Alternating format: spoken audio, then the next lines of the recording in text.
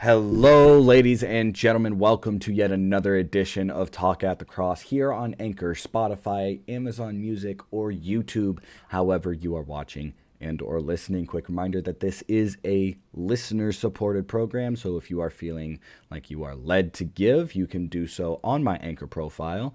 The amounts are 99 cents, $4.99, and $9.99 a month, not including taxes because I have absolutely no idea if Anchor actually does that. And so before we get started, I wanted to make a quick announcement. So if you watched my friend Steven's live stream this past Saturday for our D&D game, you will have seen that I am starting a Patreon where I will be putting out audiobooks of Christian novels. And I refrained from giving the name of the first until today, so that way, big surprise. Today, I get to announce that the first book that will be in said Patreon is called Gatekeeper's Crusade of the Emerald Gale. And it just so happens that the person who wrote this book is going to be my guest today for today's episode, which is going to cover whether or not Christians can partake in fantasy, or basically anything that deals with fictional magic and things like that.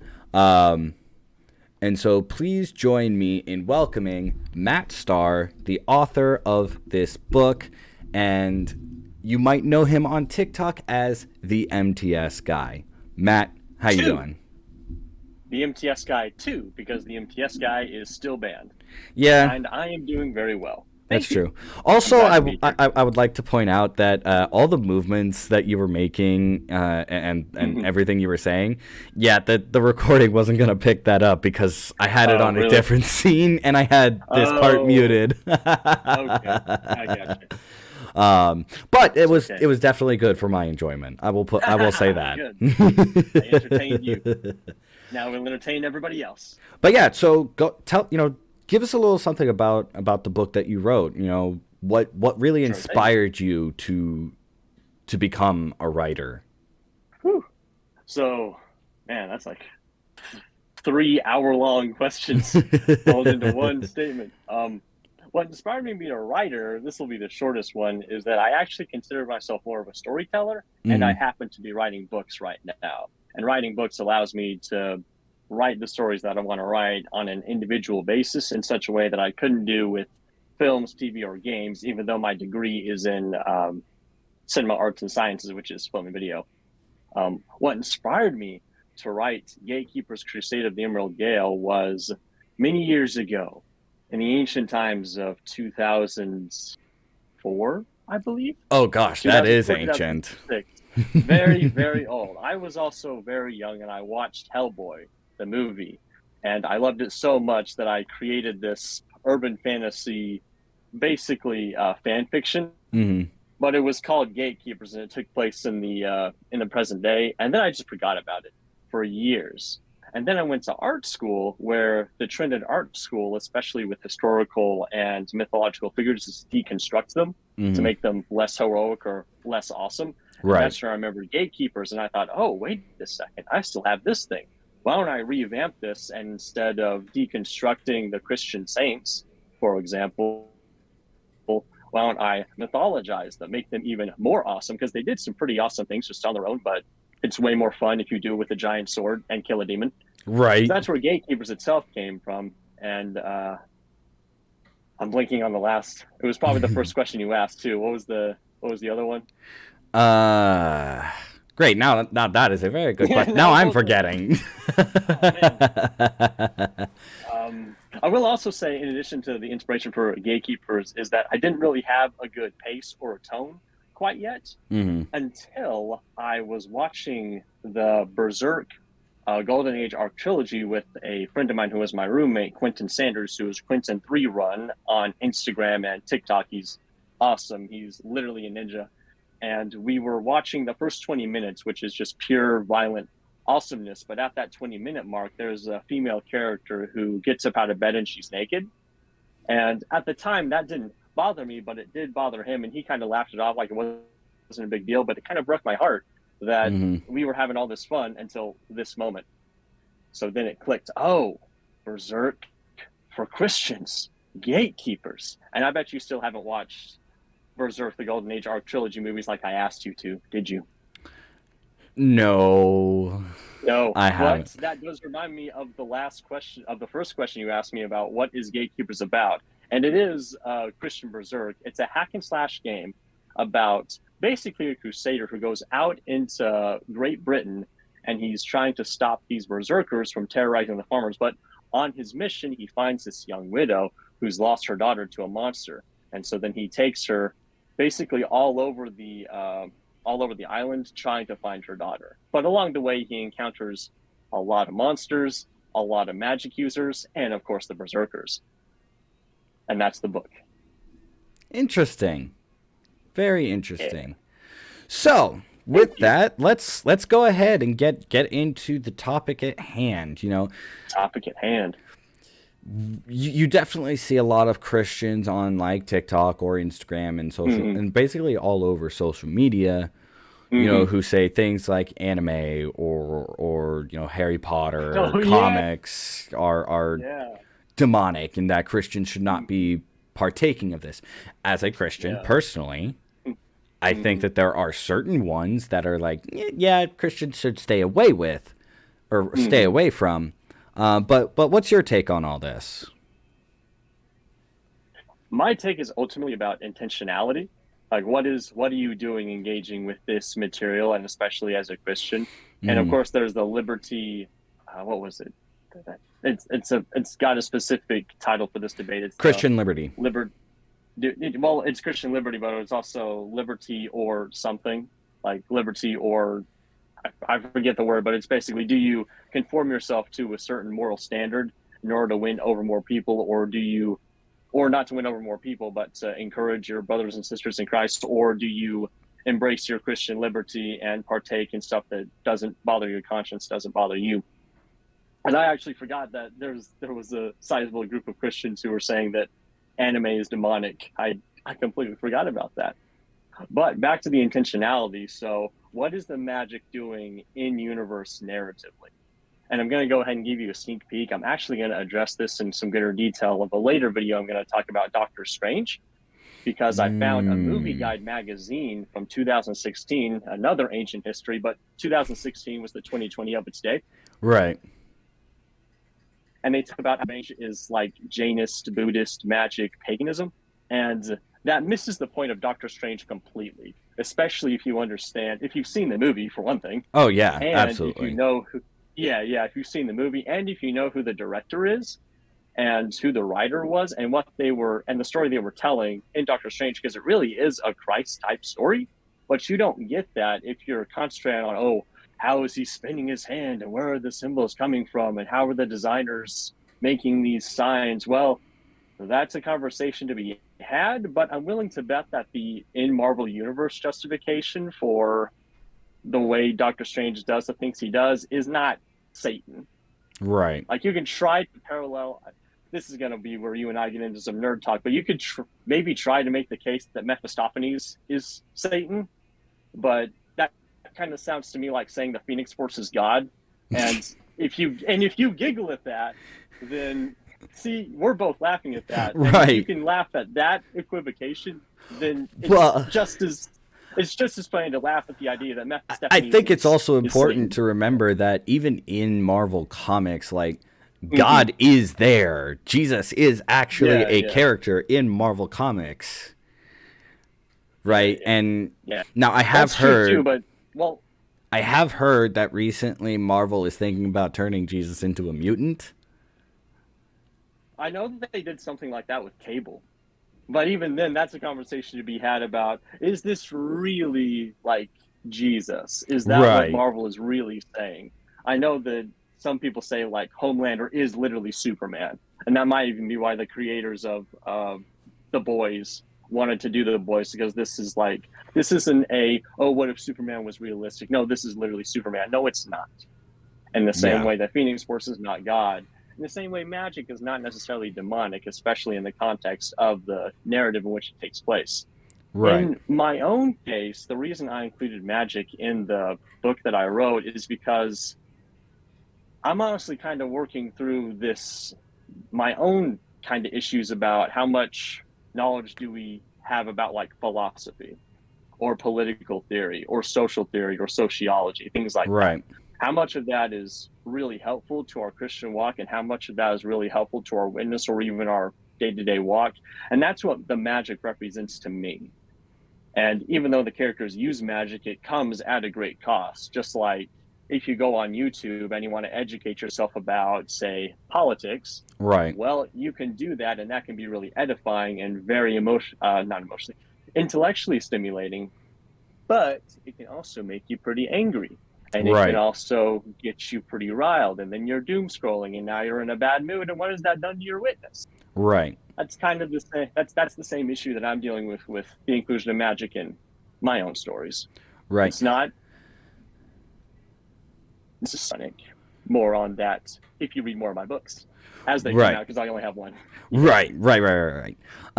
And I think you mentioned that when your characters use magic in your books, it comes at a cost. That's actually honestly reminiscent for me from a book series that I personally enjoy, written by Christopher Paolini, the Inheritance Cycle. Oh, yeah, yeah. Right, because in that series, magic is used through it's energy that's being redirected. Mm-hmm.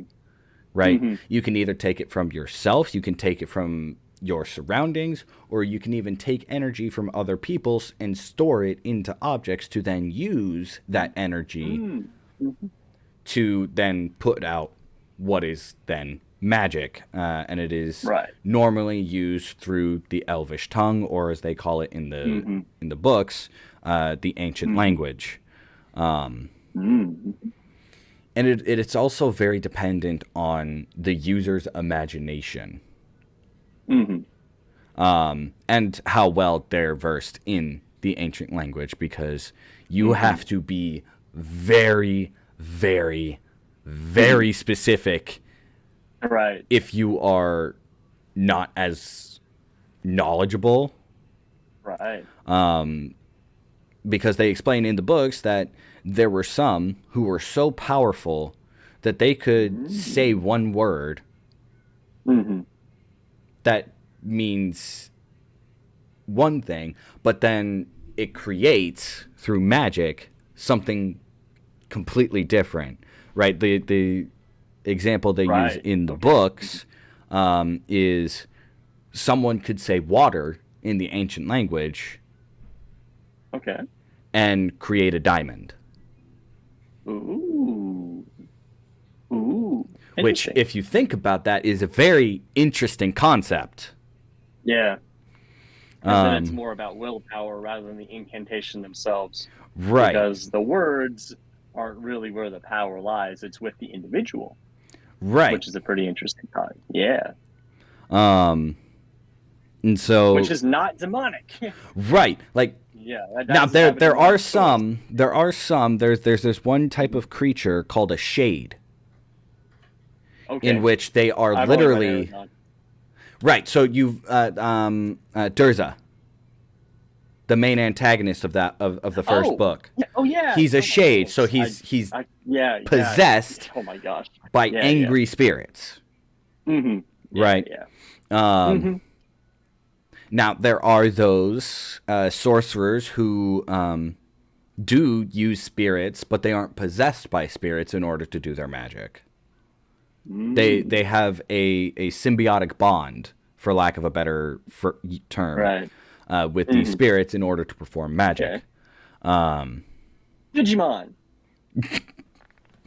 Oh my It gosh, is. that was a blast from the past. It is. That was symbiotic relationship where one of us gets stronger, the other one does too. That's Digimon. See, when I was thinking symbiotic relationship, I was thinking more Venom or Carnage or an Oh, actual symbiote. That's fair. The Though more people we eat, the stronger we get.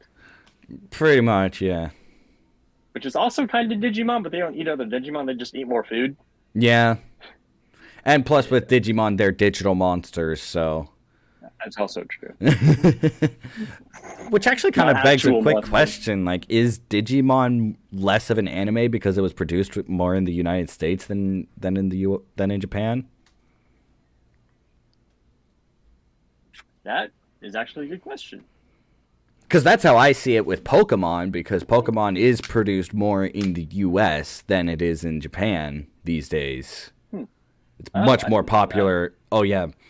Pokemon is so much more popular in the United States than it is in Japan. Like, Japan does love its Yeah. animes, right? Like, you literally Oh have yeah. in Japan an entire Mhm. theme park dedicated to Naruto and Demon Slayer. Wow. So it's like they like anime Japan gets just all as the much cool as. stuff. Yeah, yeah. I mean, unless you want to go to Disney World and like be a Star Wars nerd or something like I that. guess. I don't Uh, like the Disney Star Wars though, I don't like Disney Star Wars except for either. Mandalorian. The Mandalorian is pretty Mandalorians, good. yeah, You know Mandalorian what? is great, but the other ones, That actually does bring up an interesting topic. Let's talk about the Jedi about. and how Christians should see things like the Jedi Oh, and the Sith and who would by Christian yeah, values who would be in the right. yeah, man. That is a topic that I see happening. Like, it's a conversation that I hear all the time that I've never once participated in. Like, it just Oh. happens and I see it, and then it's just gone. Like, oh well, I guess we resolved that one. Yeah. Yeah. But like legitimately, who would Christians align themselves with? Would they align In this themselves case, with the Sith or would they align themselves with the Jedi? well, why would a Christian align themselves with the Sith? Because it sounds counterintuitive Well, so here's the to misconception about make the the Sith, right? Is yeah. yes, all of their power comes from anger, from fear, from hate, Hmm. but their mission, Hmm. if you actually look at it, certainly, there are certain Sith whose mission is not necessarily to conquer the galaxy or to destroy the Jedi, but rather to allow people the freedom of choice, right? But not necessarily in the libertarian free will, because you and I both know that libertarian free will does not exist. Um, Right. but more in in the matter of like they get to choose kind of. Oh, I have the Darth Bane book. I was going to look up the I Sith I Creed. have that book. I have the whole Yeah. series for Darth Bane. I haven't finished reading it Oh, yet. okay. Yeah, I read it last year because my wife loved it, and it is really really good. I think Mm-hmm. Rule of Two is among my favorite Star Wars books. It's very Right. very good. But I was just wanting to look up the Sith Credo because I mean, if this is what the Sith stand for, then I don't know how you can. Well, can I read it Yeah. and then Go give you right my thoughts? ahead. Okay, so this is from Star Wars Darth Bane Path of Destruction. It's probably in other Star Wars books, but this is where I remember it from. Peace is a lie. There is only passion. Through passion, I gain strength. Through strength, I gain power. Through power, I gain victory. Through victory, my chains are broken. Yeah. Okay. Yeah. The Christians probably shouldn't. If they were to ever enter the Star Wars universe, don't align themselves with the Sith. Yeah, As because it's I say that as literally my lightsaber color is red, and I enjoy fair. portraying a Sith. Yeah, but the Sith Creed is all about gaining that strength, gaining that power, and they use anger. But if you read, what's this trilogy called anyway? The Bane Okay, trilogy. it doesn't matter. The Bane trilogy. Okay, if you read the Bane trilogy, then as Bane progresses through becoming the ultimate Sith Lord that he is, he learns to use actually other passions, not just anger. Like, Hmm. he'll use his attachment to. Actually, how far are you in in the He series. barely started his training. Okay, never mind. So he'll use his attachment to other characters that will go unnamed, and he'll use that to channel more dark side power because that's also a passion.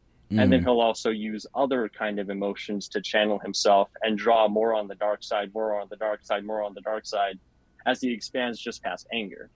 So it's just this it's literal freedom in in the way that everybody understands it to be. I was trying to think of a right. more sophisticated term, but it really is just unleash no responsibility, no standards, nothing. It's just kind of like the Nietzschean Übermensch idea. It's just all about the one individual all power. Right. And that's anti-Christian, if Right. anything. Because Christianity is ultimately about us submitting ourselves and Mm, not necessarily chaining.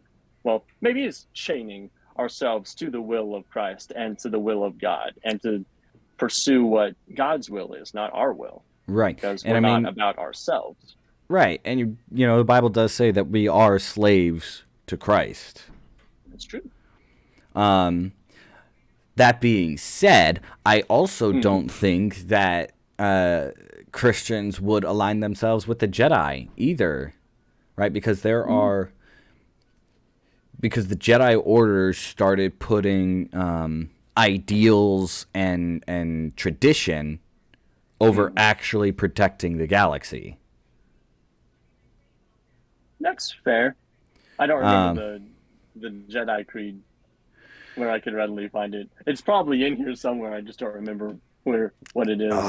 I I know it's go ultimately about finding peace, but well. it's So it's very different from one of the the things about the Jedi Code is that they are forbidden from attachment, mm-hmm. right? So like they're not allowed to technically have attachments to anybody, Mm-hmm. right? Like Jedi are forbidden from getting married unless, you know, certain circumstances like Ki-Adi-Mundi, right? Ki-Adi-Mundi Mm-hmm. had two wives, but that's because his species was on the brink of extinction, Right, right? So right. the Jedi Order made an exception to that. Mm-hmm. But outside of Ki-Adi-Mundi, in the original Jedi Order, I do not remember really anybody, with the exception of Anakin, obviously. Naturally. I don't remember anybody actually like getting married. And if they did, they usually did it Right. in secret, Mm-hmm. right? Because the Jedi Well, Order yeah. saw attachment as weakness. Right. Well, the Jedi themselves are derived from Eastern thought, which is ultimately an emptying of oneself into a greater, not self, but a greater being or a Right. greater state of being, which of course is not what Christians believe either. So you are Right. right that Christians wouldn't fit into the Jedi Order very well because we don't deny personhood and we Right. don't deny being, I think but that if we do anything, submit ourselves to a higher power. right. I So it's think that if complicated. anything, we would be more. I know this is not technically canonical, and I'm still mad about that, but we would actually be gray Jedi. We would fall Oh more under the yeah, line of gray Jedi. We would use the dark side, but we would lean more towards the light. the Gray Jedi is is a really interesting sect to consider within the of Star Wars, though, Oh, because it yeah. undermines kind of the first iteration of the Force. Or Hmm. maybe, because I haven't read any books about the Gray Jedi, maybe they're the ones who are wrong, and there really is a light side, dark side. Well, no. So the reason why I say it's not canonical is because Lucasfilm, like George Lucas, Dave Filoni, Mm-hmm. basically anybody who either was or currently is high power in Lucasfilm has said, "Yeah, Great Jedi don't exist. They weren't canon in Legends. They are not canon in current canon. Gray Jedi do not exist," and it really bugs me that they don't They do sound pretty because cool. it is an amazing concept to use, Mm-hmm. right? Like you have, It I'm is. pretty sure you have thousands of fan fictions who have written like, yes, gray Jedi are part of the Star Wars universe. This is what they believe. They have someone has written a gray Jedi code. I don't remember what it is off the top of my head. Yeah. But like it certainly is that interesting concept. It is. It is. Um, Yeah. I will also say that people who try to parallel the Force with God, stop. yes, please. Like, no. It's not. It's not. You're not going to make this work. You really. I promise. I feel like that some of them are going to be like, but isn't it like basically a direct representation of the spiritual of the apostolic gifts? No. Well, first off, no, because the apostolic gifts are not for today. They're just not. Because our evidence comes from the Bible. We don't need signs and wonders anymore. I mean, and well, it's what I talked about. The Eastern thought is the Force is a greater state of being that the Jedi are ultimately emptying themselves to join. Right. And that denies the personhood of God. God is a person with a substance who makes choices, and the Force doesn't. It's literally the Force. Right. It's just it's like physics. It's not the same. Though there are some within the Star Wars universe who say things like, oh, it's the will of the Force, right? Like the Force does kind of have a mind of its own in that it controls the galaxy. Right? Yeah. Right. Obi-Wan's original Yeah. explanation of the Force, right? The Force is an energy field. Yeah. It binds us, it separates, or no, it combines us. It basically it binds the galaxy together. But that must also then mean that it influences decisions within the universe. I mean, to what extent does gravity influence our material universe? Like you could say it's the will of nature. That's fair enough. That's fair enough. I just think that it's still important to look at both sides.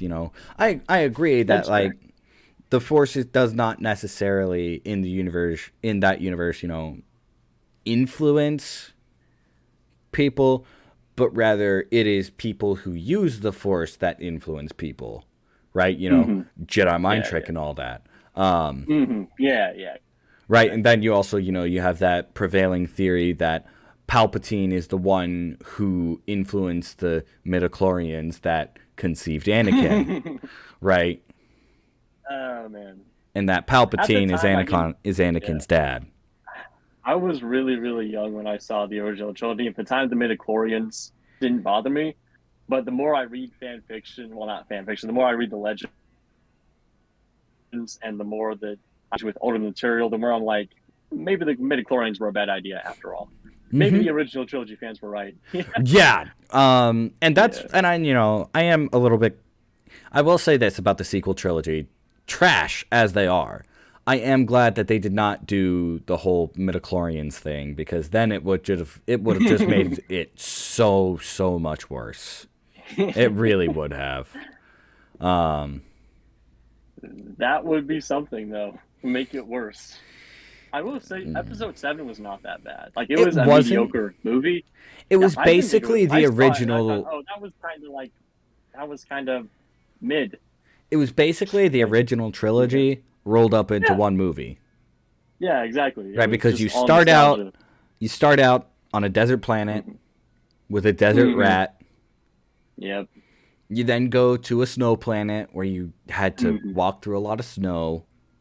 Yeah. And then sorry. And then you have big fight. And then obviously you have a weapon that can destroy planets. Yeah. But you no longer have to have that weapon directly where that planet is. It was very much a corporate product. Oh yeah. Which was better than 8. 8 was interesting. I will say one good thing about 9, though. I will say one good thing about 9 is that they did kind of go with the Eclipse Star Destroyer concept with the Death Star laser on Star Destroyers. Hmm. I've Yeah. always loved the Eclipse Star Destroyer concept, Okay. where it has that Death Star super laser at the very Hmm. tip of the destroyer, and Yeah. Yeah. it can blow up planets. Yeah. Yeah. I like that concept. Nice. All this to say, it's okay for Christians to like Star Wars, but let's Yeah, not try to say that. Let's not try to say that this is a metaphor for Christianity or something like that. It's yeah, not. absolutely. I'm sorry, guys. It's not. It's a piece of entertainment. We can be entertained by it, but Right now, it's not a metaphor. there probably is. I will say this, that there probably are. Like I said at the beginning, there are some things that I believe that Christians absolutely 100% should not watch. Right. Things of like things that basically slap Christianity in the face. Fair. So I was like, thinking like pornography, but well, there's yes, that yes, too. there's that too. Absolutely, 100%. That is a very, as someone who has been there and done that, you Hmm. know, it's very destructive. It's not something that Christians should be watching. Even if you're married, don't just don't. No, especially not if you're married, because now you can. I I don't have this problem, but I've been told that if you take that addiction into your marriage, well, now you can see firsthand the damage that you do. Right. And like I said, I'm not trying to brag or I'm not trying to say I'm better than anybody else or whatnot No, no, no, no. I because I've understand. also never had an addiction, but this is just what I've heard.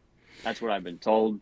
Yeah, So yeah. yeah, Like everyone's journey is different, but the road is the same, that's fair. Yeah, that's right? true.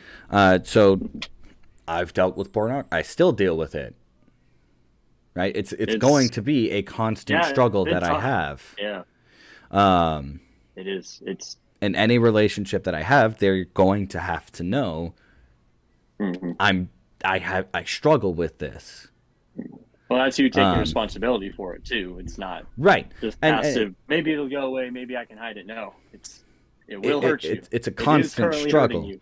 Yeah, yeah. But the one thing that I want everyone to remember is that yes, you're going to struggle, but you're going to Mm-hmm. have a support base. Number one, you're going to have a Mm-hmm. support base with God, Mm-hmm. 100%. Of course. But also your friends, your true Mm-hmm. friends, I should say, because there are going to That's be true. those that as soon as they hear that you go through this, they're going to be like, "Oh, I can't be around you. You're a bad Whoa. influence." Yeah, those aren't real Right. friends. They'll abandon you. But you'll have those true friends who will be like, Mm-hmm. "Okay, I understand. I'm not going to judge you for this. I understand that you struggle with this, and I'm Mm-hmm. going to help you as best I can." And Mm-hmm. hopefully, also your partner, your significant other, will Mm-hmm. also be understanding about that. Because if they're not, Well, I don't know if you should be having a significant other if you're. Maybe this is me being overly harsh and puritanical because, like I said, I this isn't something that I've ever dealt with. But maybe if you're struggling like that, maybe don't engage right now because it's not to sound like a psychologist influence, like a psychologist influencer, whatever it is. But that's an attachment issue. That's a reciprocation issue. If you're struggling with that, and it's also like an escapist issue mm, and a like a coping mechanism. But it's all of those things kind of rolled into one thing, in addition to being a hyper stimulus. right, So it's no fun at all. It's not a good situation to be in. And if you're in this situation, then that's something you should probably worry first before you try to bring somebody into your life like that. Because, like I said, that will hurt them firsthand. I know that it's something that you personally struggle with, and that the people involved, do they have their consent when they do it? Do they not? Were they pressured into it? Whatnot? We're not going to worry about that part. We're just going to assume that they just are going to do it, that we're not taking advantage of them in that sense. But that's still something that you're struggling with, and that's still something that's holding you back. And would you want to include somebody else in that struggle before you at least find a way to recover from it, or are in the tail end of the recovery process? I know that this isn't something, well, like any addiction, that it's not something you just get over, Right. but it is something you work towards and you strive towards. Hmm. So just food for thought. I'm not trying to break your heart, No, but no, no, no. Totally, I understand. Um, I know that, yeah, no, I would much argue worse that side. for my end specifically, I'm not trying to like Okay, that's fair. Yeah, get yeah. into like an argument about Yeah, this. yeah. We're kind Um, of detracting. Sorry. no, it's fine. This actually kind of this will be a good part for the episode because this is still something that people can learn. Um, Oh, okay. but for me personally, you know, I don't. My struggle is not as bad as others, and I'm not saying that That's this true. makes me That's true. better than anybody because I'm not. Right. I'm not better than Mm-hmm. anybody. I'm still totally depraved. Mm-hmm. I'm still human. Right. You know, but I've never had like a dependency on Mm. it. Okay. Um, Right. Right. at least not one for an extended period, like a super extended period of time. Mm-hmm. You know, a lot of times it would be like when I'm depressed or I'm not feeling all too great, I would be like, okay, I know one thing that'll cheer me up. Let's go on to this site. Mm-hmm. Yeah. Yeah. And that would help. But it's not like if I don't do it, I'm going to have a terrible day. Mm. Okay. Um, Well, it's good you're in. Well, that's good you're at that stage then. But that's now, still. I I don't do know. agree. I would feel hesitant to. Yeah, I would feel hesitant if it were me. I would feel hesitant to want to pursue somebody romantically. Well, and I also have a moral of if you're going to pursue somebody, pursue it for commitment's sake. Don't just pursue it for the sake of pursuit. Right. So if I know I'm going to pursue somebody with the goal to find out if I want to marry them, then that's not something I want to bring into the relationship or especially the marriage. Right. Um, It can be something that I dealt with in the past that I can be honest about. But if I'm still struggling with it, then that says something about me that needs to be worked on. yeah. Um, you know, in the end, like with kind of with things like this, like to each their own. You know, God works in His own Fair. way and in His own time. Um, The Star Wars is still not a metaphor for Christianity. it's really not. Can you find Christian messages within Star Wars? Yeah. Absolutely. You can find Christian Mm-hmm. messages in almost anything, really, with Mm-hmm. very little exception. Or well, not little exception, but with some Relatively. exceptions. Like for example, let's take Family Guy. Family Guy Oh my constantly god. craps on Christianity and Christian values. Fair. Fair. Or like, you know, Game of Thrones. Like I personally believe I don't think that Christians Mm-hmm. should be watching Game of Thrones because there's a lot of Fair. promiscuity. It's very pornographic. Oh It's yeah. pornographic. It's not It, promiscuous. It's just straight up pornographic. yeah, HBO does that a lot in their They do. shows. They do. I say that as somebody who watched Game of Thrones. Yeah, It's just I'm pornographic. I'm never going to watch it ever in my Okay. life. I just have seen clips. Hmm. Um, The last season makes it not worth the watch. noted. Yeah,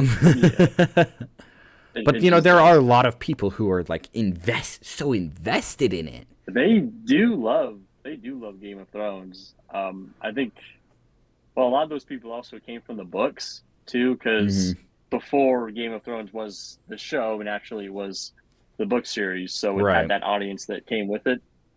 Right. Yeah.